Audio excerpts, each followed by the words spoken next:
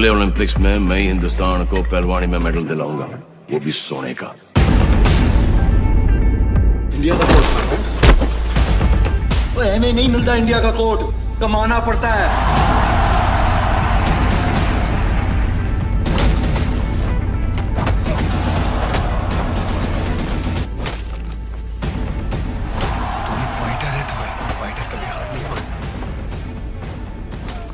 आ गया गामा। कौन है गामा पहलवान?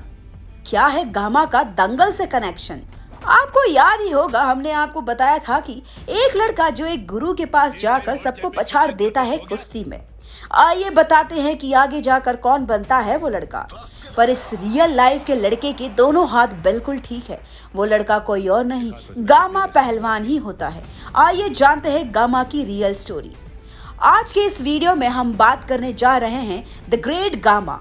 गामा पहलवान के नाम से प्रसिद्ध और अपने पूरे जीवन में कभी न हारने वाले पहलवान गुलाम मोहम्मद के बारे में, जिन्होंने भारतीय कुश्ती को केवल भारत में ही नहीं बल्कि अंतर्राष्ट्रीय स्तर पर भी पहचान दी है और भारत का नाम पूरी दुनिया में ऊंचा किया। उनके बारे में सबसे अनोखी बात यह है कि लगभग 52 वर्ष के उनके लंबे करियर में उन्हें कोई भी हरा नहीं सका।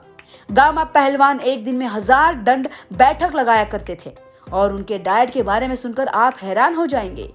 गामा अपने प्रतिदिन के भोजन में 6 देसी चिकन, 15 लीटर दूध, आधा किलो घी और आधा किलो बादाम लेते थे।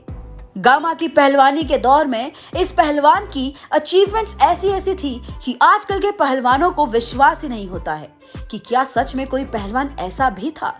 गामा पहलवान की लोकप्रियता का अंदाजा आप इसी बात से लगा सकते हैं कि यहाँ तक कि मार्शल के बादशाह कहे जाने वाले ब्रूस ली भी द ग्रेट गामा रेसलर के फैन रह चुके हैं। गामा पहलवान का जन्म 22 मई 1878 में पंजाब के अमृतसर में हुआ था। उनके पिता का नाम मोहम्मद अजीज था, जो एक पेशेवर प्रसिद्ध पहलवान हुआ करते थे।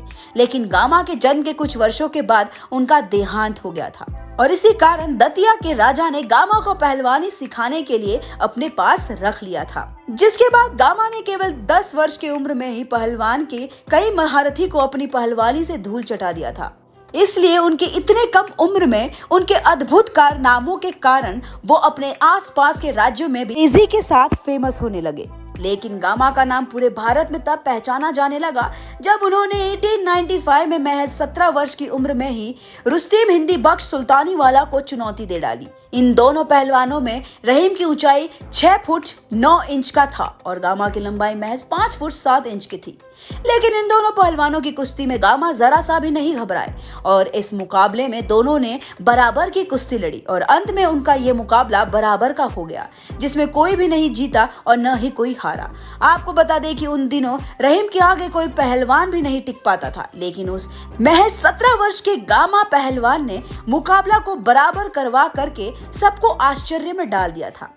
इसी तरह आगे भी साल दर साल गामा पहलवान की प्रसिद्धि बढ़ती ही चली जा रही थी और इसी बीच 1898 से लेकर 1907 के बीच दतिया के गुलाम मोहिद्दीन, भोपाल के प्रताप सिंह, इंदौर के अली बाबा और मुल्तान के हसन जैसे कई बड़े पहलवानों को अपनी कुश्ती से लगातार धूल चटाया था। और उसी प्रकार 1910 में गामा का सामना एक बार फिर रुस्तम हिंद रहीम बख्श से हुआ, लेकिन इस बार भी दोनों के बीच मुकाबला बराबर का रहा। इसी के साथ मैं मंगीशा लेती हूँ आप सभी से इजाजत। तब तक आप हमारे वीडियो को लाइक और शेयर करना ना भूलें और अपने मन पसंदीदा एक्टर्स और फिल्मों के बारे में लेटेस्ट खबरों के लिए चैनल को सब्सक्राइब करना ना भूलें। और हाँ, आपके लिए एक खास चीज, अगर आप भी सिनेमा के साथ जुड़ना चाहते हैं और काम करना चाहते हैं तो डिस्क्रिप्शन बॉक्स में दिए हुए जॉब लिंक पर क्लिक करें और इस अपॉर्चुनिटी का भरपूर फायदा उठाइए।